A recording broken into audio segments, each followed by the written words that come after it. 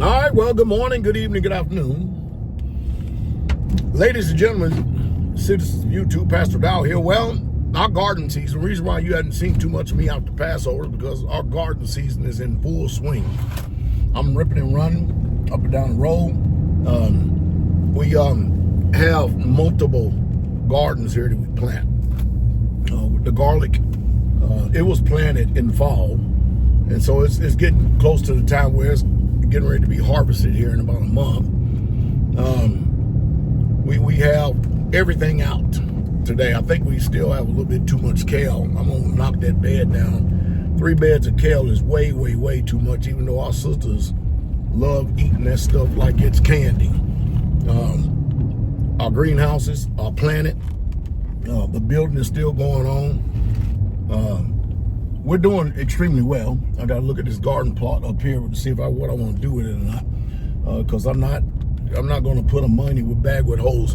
The biggest thing is that I want to make sure that we have an extraordinary amount of watermelon this year, because we eat watermelon like you just wouldn't believe it. And to go to the store and see a watermelon for $7 and $8 for a melon, and you have to understand gardening to get it. You follow me? You can sit there and plant one watermelon seed, and you can probably get, I don't know, you get an extraordinary amount of watermelon off of one vine for pennies on the dollar, providing that if you're going to plant it, spend the time and energy and the effort to make sure that it's right, it's done right. Well, I can tell you one thing, and of course, if we do it, we're going to put a water tank on it, fill it up every day, drip it every night to make sure it's got plenty of good water and stuff.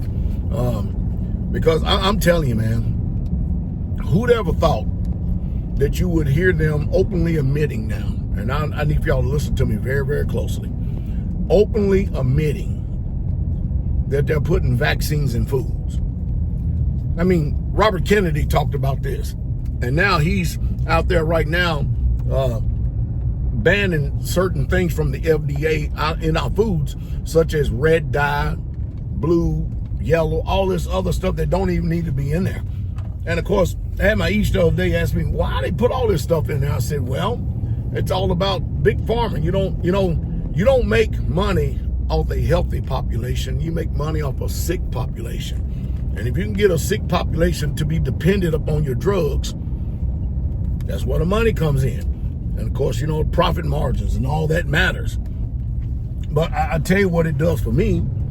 It makes me that much more grateful and thankful that the Most High, many, many, many, many years ago, when he gave me the discernment to be able to read his book, the scriptures, and he opened my understanding that I might understand them, so much so to the point that I became a doer of the word. You see, there are a lot of people out here that does a lot of talking, but when you look at their life very closely, when you start peering into their lives extremely close, you find out all they are is a bunch of windbags and have a bunch of words, but they don't have any action that support those words. Nothing. You can't even look at them and see an example of the book. And it's just poor leaders, man. It really is. It's just sad, sick and sorry, poor leaders. And of course, when the head is sick, the whole body is sick, everything is sick about it. So, in my personal opinion, we have too many people out here flapping their gums, deceiving people with good words and fair speeches. But the people, I'm beginning to wonder, man, is all this stuff that they putting in the food, is it impairing your judgment today to where you can't even really truly see what's going on? You look at YouTube, man, everybody has an opinion about everything. But how much discernment do we have to see, are these people profitable? Do they really truly mean what they say? Can you really truly look at their videos and because they do a lot of talking, a lot of finger pointing, a lot of people do, but can you see an action behind their words? As the old saying go, the proof is in the pudding. And a lot of people, it's just words. You can't see nothing in them. You can't nothing at all about their lives. But it makes me thankful and grateful that we had a damn good hunting season this winter, a good hunting season. Caught a lot of fish last year. Could do better, get more, which we plan on doing that. raising our own meat birds, growing our own food year round. I mean, when you think about it, the real, true wealth in this world, in your lifetime, is your health. Because if you think, and it does cost a lot of money going out there and getting their modified foods and sticking it into your body, you think that costs a lot of money, try being sick. That really costs a lot of money. And of course, I'm getting ready to start a little series over there on Patreon, because I got a lot of series I done started and never did end up finishing because I get distracted. But I'm hopefully that Maisha's gonna keep me to the fire on this. Hopefully today we'll be able to get a video out, and we're gonna start talking about, because this past feast, Maisha's got bombarded with people wanting to know what can they do about weight loss. You see, what I do is I'm going to, and believe it or not, there are a lot of people concerned about it.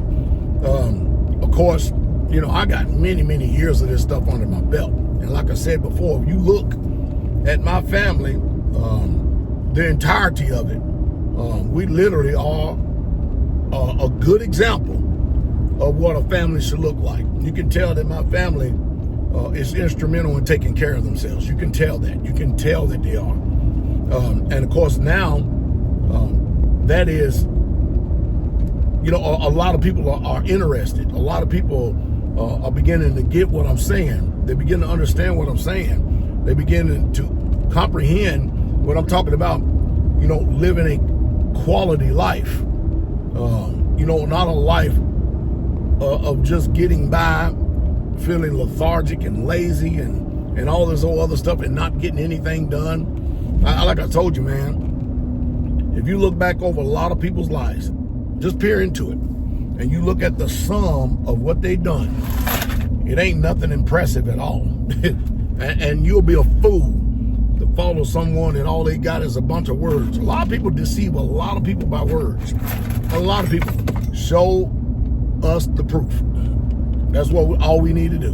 I don't care what we're doing, show us the proof. Because you're not going to be great at anything in life until you put your hands to that plow. That's just all there is to it. You're not going to be great at nothing until you put your hands to that plow. Well, I hope, and I can only hope, once again, just like this one-string banjo that I am, that I've said something to stimulate thought. We already know about what's going on. Ukraine, Israel, Yemen, China, it's all tiring. You can keep that going all day long. I'm not trying to sit up here and make videos regurgitating the same old stuff that I've already said as we watch it happening. I do need to talk about how easily deceived a lot of people are going to be. There's this one guy there called himself the Mahdi, and now people are listening, and I go, here we go, Matthew 24, and Matthew 24, here we go, the start of it. And I heard the guy do a little bit of speaking. I heard him allude to scripture, but he doesn't have a working knowledge of scripture. Yet and still, he claims to be the successor to Jesus Christ. Now, I know just as well as you know that he's a false prophet. We already know that. I don't give a damn what they say. You can sit in a black chair around an audience with a bunch of mind-numb people all day long. When you're dealing with real men of Yah, they say, oh, he does miracles. Okay, well, where's the miracles? Where's the testimony? I mean, because you know for sure over here, there's hardly a time or season that a miracle is not taking place over here Straitway. It happens all the time, all the time. Stuff the doctors that can't even explain. Why? Because there's a real Jesus and then there's a false Jesus. There's a bunch of religious people that ain't producing nothing. Again, the kingdom of heaven is about producing, advancing, a yield on dividends, profit. That's what it's about. And if you are an unprofitable servant, anyway, if you can't get it, you can't discern it, none of my business. But nevertheless, he's stirring up a lot of, it's amazing how people can just sit in a chair with a Carhartt hat on their head, dressed in black, monotone voice, and say a few things, and people just start listening. And not only listening, but following. And then hinging on everywhere. I go, boy, there's a sucker born every day, isn't it? There's an ignorant sucker born every day, man. I'm like, wow, look at this. Well, nevertheless, somebody has got to be deceived. Somebody has got to be a fraud. Somebody has got to be in falsehoods. They do. And you know what? I myself personally, along with a couple other pastors and elders, we've been doing some serious investigation into the background of a lot of people who we used to associate with. And man, it ain't good. It ain't good at all. It's just sad. And like I said before, going forward, when people come to want to be a part of the fellowship, you may want to look into their background to see if they are who they say they are.